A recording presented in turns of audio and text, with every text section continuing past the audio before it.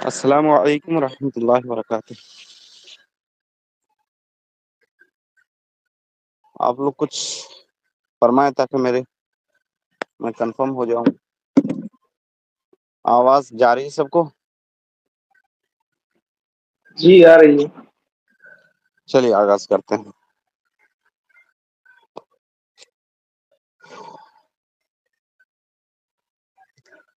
کتابیں کھول لیں جن کے پاس کتابیں ہیں۔ صفحہ نمبر 64 اور اسکرین میں دکھ رہی ہو تو اس سے بھی اکتفا کر سکتے ہیں۔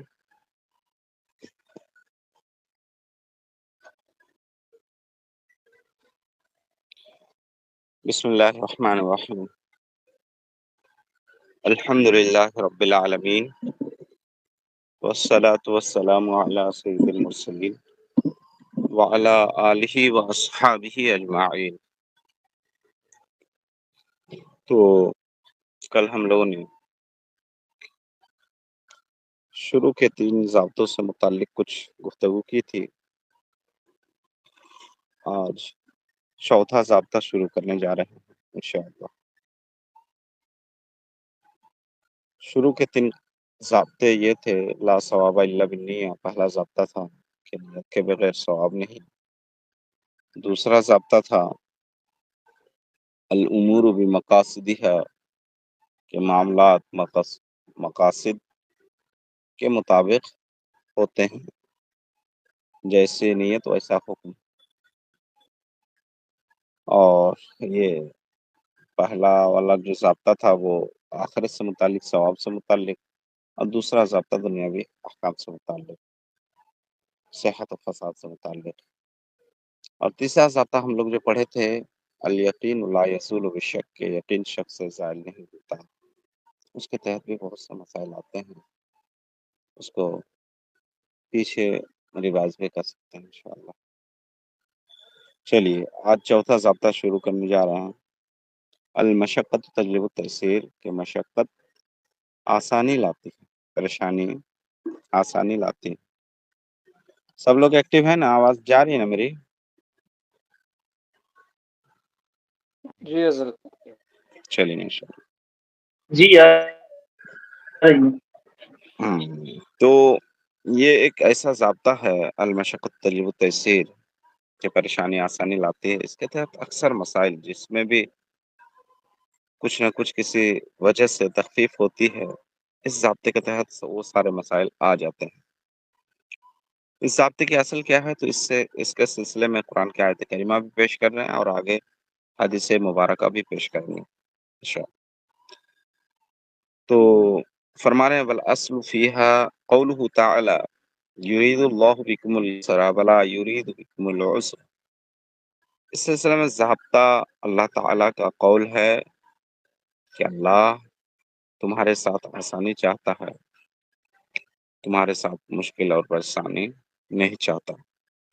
نیز سورہ بقرہ کی آیت کریمہ لا یکلف اللہ نفسا الا وسعها لها ما کسبت وعلیہا ما اکتسبت، وہاں بھی گویا کہ یہ مفہوم ہے کہ کسی بندے پر اللہ تعالیٰ اس کی طاقت سے زیادہ کوئی حکم لاگو نافذ نہیں فرماتا۔ بہرحال یہاں جو آیت کریمہ پیش کی گئی اس میں تو صاف واضح ہے کہ اللہ تعالیٰ تمہارے ساتھ آسانی چاہتا ہے، پریشانی اور دشواری نہیں چاہتا۔ آگے ایک آیت کریمہ اور بھی پیش کر رہے ہیں وما جعل علیکم فی الدین من حرج، کہ اللہ تعالیٰ نے تمہارے اوپر دین میں کوئی حرج نہیں فرمایا، یعنی کوئی پریشانی والا حکم تمہارے اوپر نافذ نہیں فرمایا۔ جہاں بھی کچھ مشقت ہوتی ہے تو وہاں شریعت تخفیف فرما دیتی ہے۔ اگر سفر میں بندہ نکلتا ہے تو اس سے کہا جاتا ہے کہ وہاں چونکہ پریشانی ہو سکتی ہے، پریشانی ہوتی ہے، تو اس وجہ سے وہاں روزے میں تخفیف فرما دی وغیرہ۔ اس طرح کے بہت سے مسائل آپ کو مل جائیں گے۔ آگے کچھ جزیات میں کچھ مسائل اس ضابطے کی روشنی میں پیش کریں گے انشاءاللہ۔ چلیے تو 2 آیت کریمہ اس ضابطے سے متعلق، اور بھی آیت کریمہ ہیں، جیسے میں نے ایک آیت کریمہ سنائی، لا یکلف اللہ نفسا الا وسعها، پر ایک حدیث مبارکہ یہاں پیش کر رہے ہیں، وفی حدیث احب الدین الی اللہ تعالی الحنفیۃ السمحہ، حدیث مبارکہ میں ہے آقا کریم صلی اللہ علیہ وسلم ارشاد فرماتے ہیں کہ اللہ کے نزدیک سب سے پسندیدہ دین سنجیدہ، الحنفیۃ السمحہ، سنجیدہ معاف کرنے والا، دونوں کا معنی سیم کر سکتے ہیں، سنجیدہ دین۔ تو بہرحال جو اس سے بھی معتدل اور غیر مشقت والا دین سمجھ میں آ رہا ہے اسلام کو، شریعت۔ آگے فرماتے ہیں قال العلماء يتخرج على هذه القاعدة جميع رخص الشرع وتخفیفات، فرماتے ہیں کہ اس ضابطے کے مطابق، علماء فرماتے ہیں کہ اس ضابطے کے مطابق شریعت کی تمام رخصتیں اور تخفیفات اس ضابطے سے نکلتی ہیں، اسی ضابطے سے اخذ کے جاتے ہیں۔ وعلم ان اسباب التخفیف فی العبادات وغیرها سبع، جان لیں اسباب تخفیف عبادتوں میں اور عبادتوں کے علاوہ دوسری جگہ پہ 7 ہیں۔ تو اس کے تحت 7 اسباب تخفیف ذکر کریں گے، جس میں آپ دیکھیے گا کہ اکثر مسائل اس کے تحت آ جاتے ہیں، بلکہ کہیے تو شریعت میں جتنی بھی رخصت ہے، جہاں بھی رخصت حاصل ہے، وہ ان ضابطوں کے تحت حاصل۔ اچھا، اس کو پڑھنے کا فائدہ یہ بھی ہوگا کہ کہیں کہیں آپ کو مسئلہ تو معلوم ہے، جزیہ تلاش کرنا مشکل ہے، مطلب مل نہیں رہا ہے، یا پھر آپ کے پاس وقت نہیں ہے، تو یہ بعد کا مرحلہ ہے ویسے مسئلہ، لیکن آپ کو یاد ہے سمجھیے، تو اس کی روشنی میں آپ قاعدہ کلیہ پیش کرنے تو بھی کام چل سکتا ہے۔ ہاں، لیکن بہتر ہے کہ قاعدہ کلیہ کے ساتھ جزیہ بھی ضرور پیش کرتے ہیں، خاص اس جس مسئلے کو پیش کرنا ہے اس کے مثل اس جیسا۔ چلیں آج بہرحال تو یہاں یہ فرما رہے تھے کہ عبادتوں میں تخفیف کے کل اسباب 7 ہیں، یہاں 7 طریقے سے اسباب تخفیف کو تقسیم کیا ہے۔ ان میں پہلے قسم میں کیا رکھا ہے؟ سفر ہے نا، سفر کی وجہ سے آپ دیکھیے گا، غور کیجیے گا کہ شریعت میں کافی آسانی پیدا کر دی گئی، کیونکہ سفر کرنا بڑا دشوار امر ہے، تو سفر کی حالت میں رخصت ہے، کہیں تو سرے سے معاف فرما دیا، کہیں بعد میں رکھنے کو کہا گیا، اور کہیں 4 کی جگہ 2 پڑھنے کو کہا، جس سے نماز میں پوری 4 نہیں پڑھنی ہے بلکہ 2 ہی پڑھنی ہے۔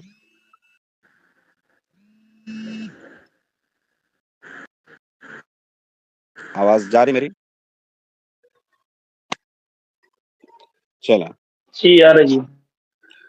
تو سفر یہ اسباب تخفیف میں سے ہیں، اور سفر کی 2 قسمیں ہیں، الاول ما یختص بالطویل وهو 3 ایام ولیالیها، ایک ہے سفر شرعی، ایک ہے سفر عرفی۔ تو سفر شرعی تو وہی ہے کہ 92 کلومیٹر سفر طے کرے، اور سفر عرفی یہ کسی بھی مطلب عرفاً 92 کلومیٹر ہو چاہے نہ ہو، کہیں بھی سفر کرنے کو سفر عرفی میں شمار کر دیتے ہیں۔ بہرحال تو سفر عرفی سے متعلق بھی ویسے کچھ تخفیفات ہیں، جیسے جمعہ و دن وغیرہ کے مسئلے میں، البتہ سفر شرعی سے متعلق کافی مسائل آتے ہیں۔ تو کہہ رہے ہیں کہ السفر وهو نوع، پہلی چیز جس کی وجہ سے تخفیف ہوتی ہے وہ سفر ہے، اور اس کی دو قسمیں ہیں۔ الاول ما یختص بالطویل، پہلا وہ سفر جو طویل کے ساتھ مختص ہو، وہ ثلاثۃ ایام و لیالیھا، اور وہ 3 دن 3 رات ہیں۔ تو 3 دن 3 رات میں پھر کیا کیا رخصتیں حاصل ہوتی ہے؟ مطلب جو طویل سفر ہے 92 کلومیٹر کا، تو اس کو شارٹ میں آپ کو صرف گنا دے رہے ہیں، دیکھیے آگے کہ یہاں کس طریقے سے رخصت حاصل ہوتی ہے۔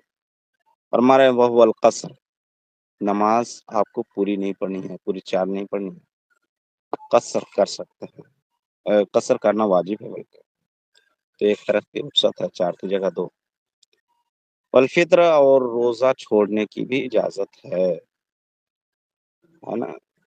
ابتدائے دن سے آپ اگر سفر کر رہے ہیں تو روزہ چھوڑ سکتے ہیں، بعد میں لیکن اس کی قضا کرنی پڑے گی بعد میں رکھنا پڑے گا۔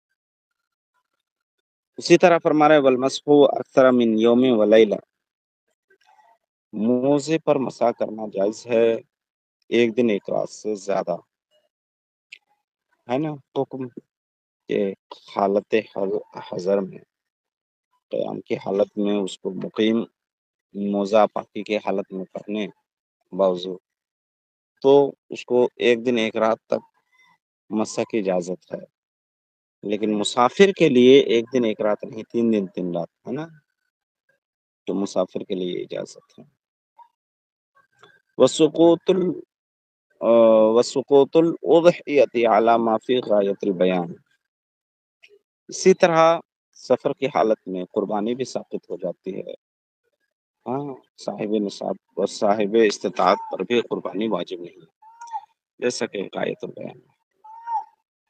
بہرحال تو سفر طویل یعنی 3 دن 3 رات کی مسافت طے کرنے والا سفر، اس میں کیا کیا رخصتیں حاصل ہوتی ہیں، شریعت کی جانب سے کیا کیا چھوٹ ہے، تو اس کو اوپر بیان کر دیا کہ نماز میں قصر کرنا، روزہ چھوڑنا، اور 1 دن 1 رات سے زیادہ موزے پر مسح کرنا وغیرہ۔ آئیے اب سفر قصیر یعنی طویل نہیں، طویل کے مقابل میں یہاں کہہ سکتے ہیں قصیر، یعنی تنگ وقت کے میں سفر کرنا، 92 کلومیٹر نہ ہو، اس سے کم ہو، تو ایسی صورت میں کیا حکم ہے، کیا رخصتیں حاصل ہوتی ہے، اس کو آگے ملاحظہ فرمائیں۔ وثانی ما لا یختص بہ، کہہ رہے ہیں کہ دوسری قسم وہ ہے جو ما لا یختص بہ، جو پورے سفر طویل جو اوپر بیان کیا اس کے ساتھ مختص نہیں۔ والمراد به مطلق الخروج عن المصر، یا بھی حاضمی کا مرجع وہ بھی کہہ سکتے ہیں، مدت جو بیان کیا اوپر اس کے ساتھ مختص نہیں ہے یہاں، بلکہ مراد یہ ہے کہ شہر سے نکل جائے۔ شہر سے نکل جائے تو یہ صورت میں کیا کیا رخصتیں ہوتی شریعت کی جانب سے، اس کو آگے ذکر کر رہے ہیں شارٹ میں۔ دیکھیے وہو ترک الجماعت والعیدین والجماع، شہر سے نکل گیا، دیہات پہنچ گیا، ترک جمعہ جائز ہے، ترک عیدین، ترک جماعت، والنفل علی الدابہ، شہر کے اندر چوپائے پر نماز نہیں پڑھ سکتے ہیں، نفل نماز ویسے فرائض و واجبات تو چوپائے پر سوال جائز نہیں، لیکن نفل جائز ہے، نفل میں ویسے سنت فجر خارج ہے۔ بہرحال لیکن شہر کے اندر ہو جانور، تو شہر کے اندر چونکہ چڑھنا اترنا عام بات ہے، لوگ پہچان کے ہوتے ہیں، اس لیے وہاں حرج نہیں۔ البتہ سفر پہ نکل جائے، شہر سے باہر نکل جائے، تو چوپائے پر جتنی نماز پڑھے چاہے پڑھے، نفل نماز ہے۔ تو دیکھیے یہاں پہ شہر سے نکلنے کی صورت میں بھی رخصت حاصل ہو رہی ہے،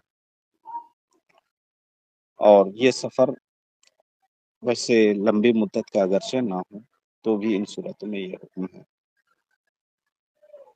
اگلا والا دیکھیے کیا فرما رہے ہیں، وجہ آگے ایک مسئلہ اور ذکر کر اس سے متعلق کہ تیمم بھی جائز ہے، یعنی جب شہر سے نکل جائیں تو اس وقت پانی آپ کے پاس اگر نہ ہو 1 کلومیٹر آگے پیچھے افسانے تک، بہرحال تو اس صورت میں شہر سے باہر نکل جائیں تو اگرچہ پوری مدت سفر طے نہ کریں یا طے کرنے کا ارادہ نہ رکھیں، بس سفر شہر سے نکل گئے ہیں، تو ایسی صورت میں تیمم کی اجازت ہے پانی نہ ہونے پر، یا پھر پانی نہ ہونے پر، لیکن شہر کے اندر یہ جائز نہیں، تو گویا کہ یہ سفر کی وجہ سے رخصت حاصل ہو گئی ہے۔ واستحباب القرعۃ بین النساء ہی، نیز شہر سے باہر جانے کے لیے مدت سفر لازم نہیں، بغیر مدت سفر کے بھی کہیں سفر کر رہا ہے تو ایسی صورت میں بھی قرعہ ڈالنا عورتوں کے درمیان جائز ہے۔ حضور قرعہ ڈالا کرتے تھے۔ والقصر للمسافر عندنا رخصت و اسقاط بمعنى العظیم، یہاں ایک بات پر تنبیہ کر رہے ہیں کہ دیکھیے مسافر نماز قصر کرے گا تو یہ صرف رخصت اس طور پر نہیں کہ چاہے تو بجا لائے اور چاہے تو نہ بجا لائے، جیسے رمضان کا روزہ چھوڑنے سے متعلق ہے۔ وہاں حکم کیا ہے کہ سفر کی حالت میں روزہ رکھنا چاہے تو رکھ سکتا ہے، نہیں رکھنا چاہے تو نہیں رکھ سکتا، وہاں اجازت ہے، رخصت بمانا اجازت۔ لیکن یہاں کہ چاہے تو قصر کرے اور چاہے تو قصر نہ کرے، یہ اجازت نہیں ہے۔ یہاں تک کہ کوئی مسافر امام 4 پڑھا دے تو بیچ میں اگر قاعدہ نہ کرے تو کسی کی نماز نہیں ہوگی، اور بیچ میں اگر قاعدہ کر لے تو امام کی نماز تو ہو جائے گی کہ قاعدہ پا لیا گیا آخری قاعدہ، لیکن مقتدیوں کی نماز اس کے پیچھے نہیں ہوگی۔ وجہ یہ ہے کہ مقتدی امام کیا ہوگا کہ 2 فرض 4 رکعت والی نماز میں پہلی 2 رکعت جیسے پڑھا اس کی فرضیت ادا ہو گئی، باقی 2 رکعتوں میں وہ تو متنفل کہلائے گا، نفل پڑھنے والا۔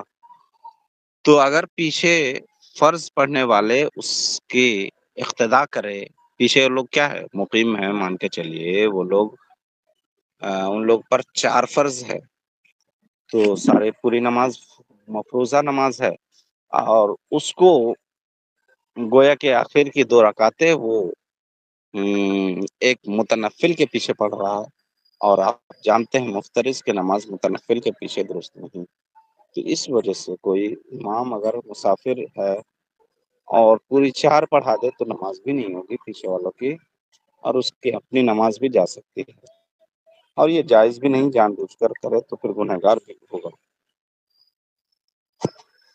گویا کہ یہاں اللہ تعالیٰ کی جانب سے جو رخصت ملی اس کو ٹھکرا رہا ہے،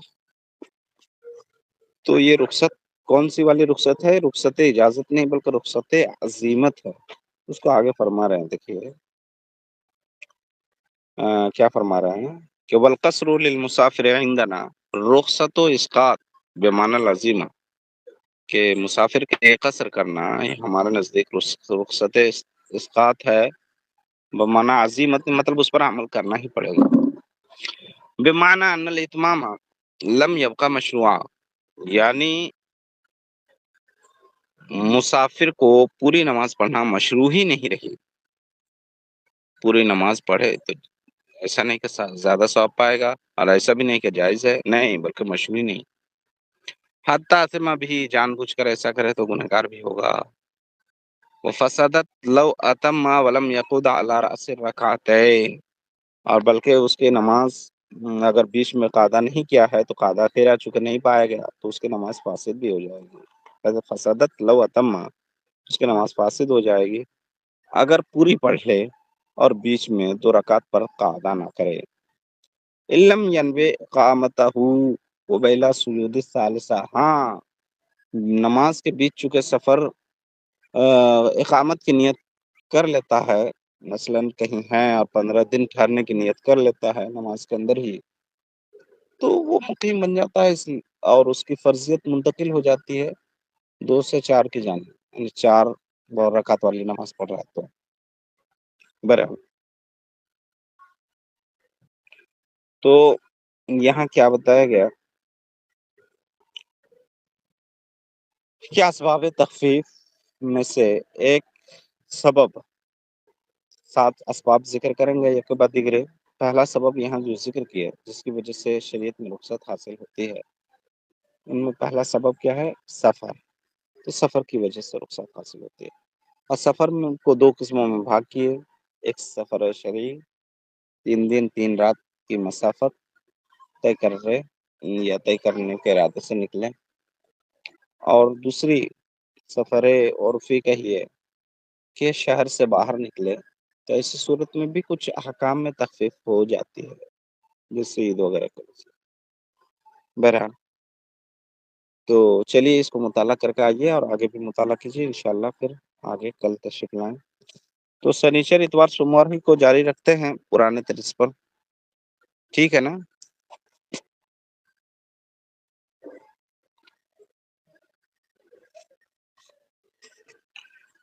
تو چلیں ٹھیک ہے، کل تشریف لائیں، ٹھیک۔ السلام وعلیکم السلام۔